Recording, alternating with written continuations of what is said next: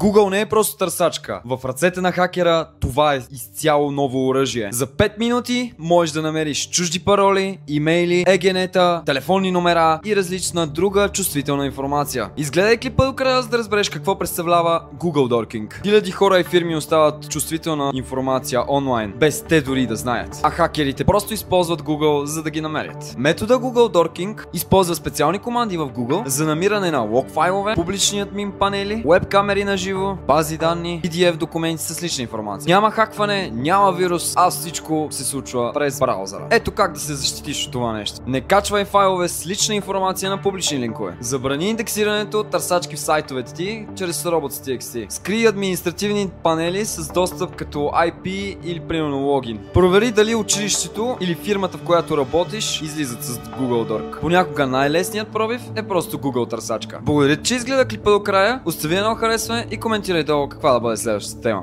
Благодаря!